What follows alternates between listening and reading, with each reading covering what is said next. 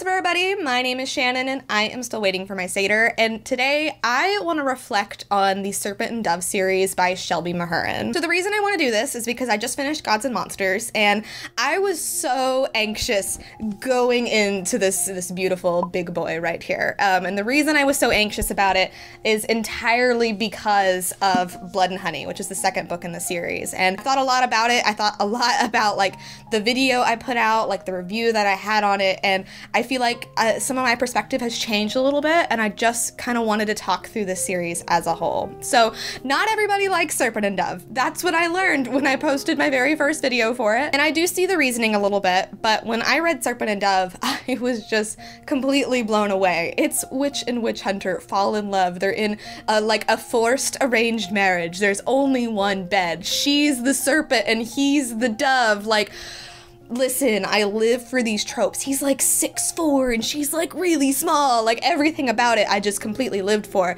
That book was just so much fun and such a joy to read.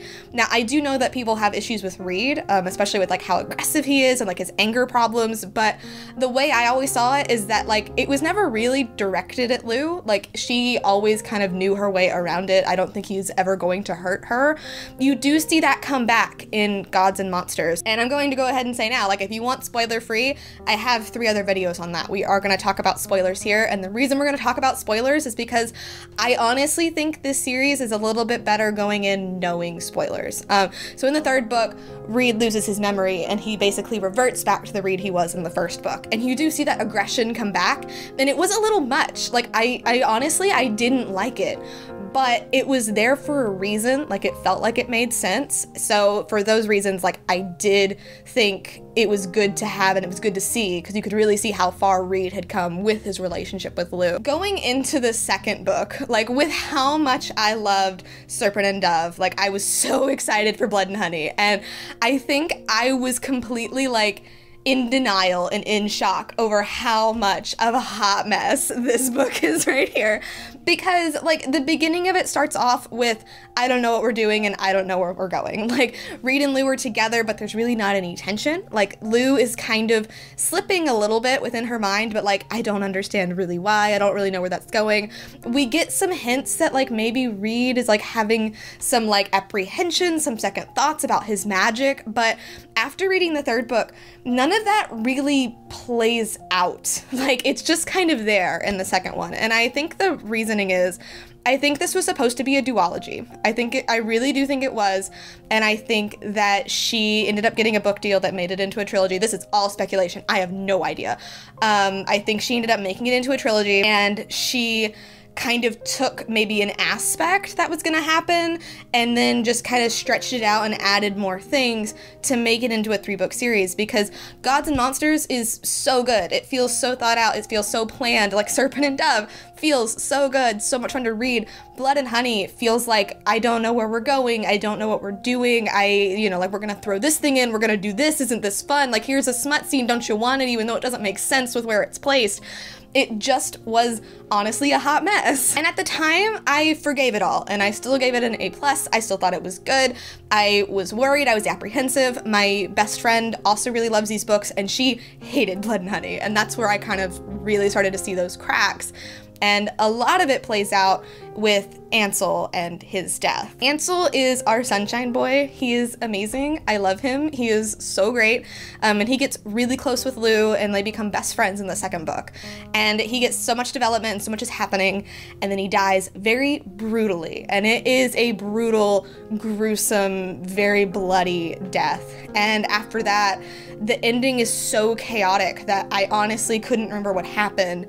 And the only reason I can tell you is because I've read Gods and Monsters, and it kind of gets like ironed out a little bit. I'm like, oh, okay, so this is what happened. And the big thing I was afraid of was that his death wasn't going to be like given justice. And I didn't understand what was going on with Lou. I didn't understand what was going on with Coco. I was like, is his death even going to matter? But going into the third book, his presence is felt the entire time. And you can see that our characters are mourning, our characters are grieving. There is a huge like part in this book that's about hope, it's about moving on, it's about living. And Ansel plays a huge role in that. And I wasn't expecting it, and I'm so glad it was there because I feel like that's what made it worth it. Do I think Ansel needed to die?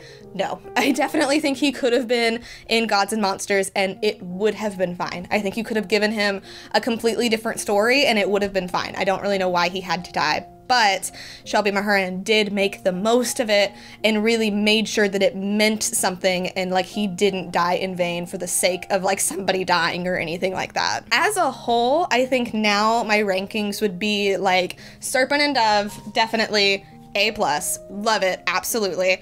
I would probably knock Blood and Honey all the way down to like a B-, just because it's such a hot mess. And then especially reading the third one, you don't really need a ton that's in here. I don't know if it's to the point where I would say you could totally skip it because there are things that matter. There are characters that come back, there are consequences that play out. But for the most part, like, if I was gonna reread these the whole series, because I've already read all of them, I probably would skip this one because it's a lot of needless suffering in my opinion. But then you get into Gods and Monsters and then boom, back up to an A+. Like, it's so good, it feels so planned out, the characters get so much time, so development, the pacing is back to that like good pacing that we got in the first book.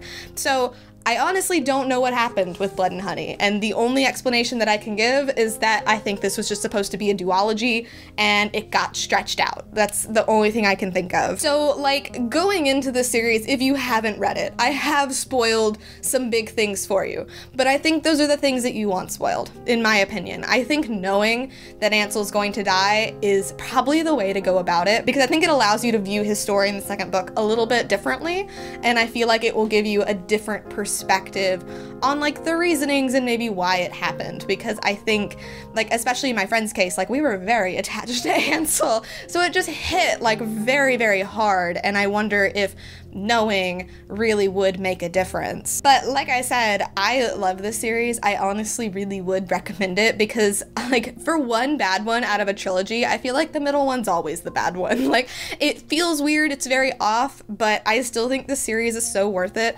The epilogue in Gods and Monsters is absolutely outstanding. Like, I really, really enjoyed it, and I know people don't like Serpent and Dove. I know that people have issues with it and everything like that, but I love this series. It's really amazing. It's fun. It makes me happy. And for those reasons, I would definitely recommend giving it a look. But anyway, thank you guys so much for watching this video. If you liked it, be sure to like button down below, and don't forget to subscribe to Talk Books with me every week. That is everything I got for today, and I will see you guys next time. Bye.